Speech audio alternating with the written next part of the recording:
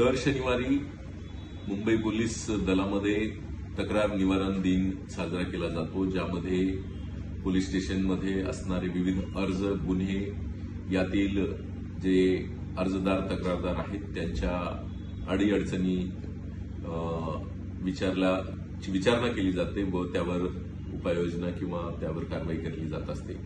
विशेष करून दर दुसऱ्या आणि चौथ्या शनिवारी महिलांसाठी हा विशेष तक्रार निवारण दिन साजरा केला जातो।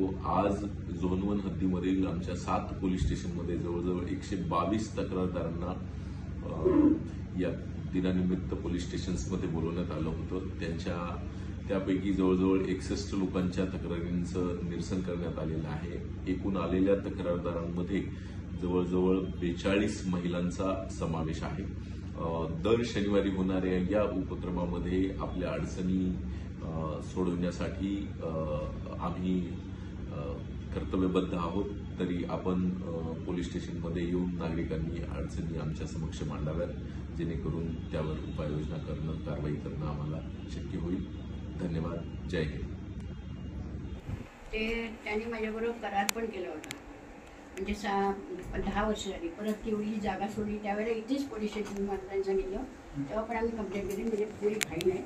त्यावेळेला सायको करायला लागला बांधकाम, आणि बांधकाम झालं पण ती आता बांधकाम झालंय का बांधकाम बाकी झालंय झालंय सकाळमध्ये जात होते तर तिकडे बंद आहे।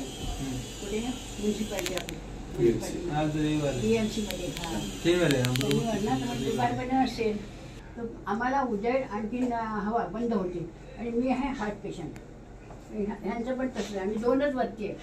आता ती काय बोलते, आणि पहिली पुरी फाईल आहे तेव्हापासूनची, तेव्हा त्यांना कंप्लेंट केली होती। कुठल्या ठिकाणी कुठल्या ठिकाणी मरोळ ते ही साहेब करून घेतली। जाधव काय बोलला तुम्हाला? जाधव बोलतात काय नाही, हे नाही, आता बघा या करारनाम्यावर त्याची सही नाही, आणि त्यांचे जर म्हणणं आहे की बाबा ही जागा बांधताना ते काय 5-7 फूट जागा अंतर सोडून बांधली, आणि जुनं जे बांधकाम अनधिकृत होतं, परंतु नवीन ते तेवढंच जुनं बांधायला पाहिजे ना।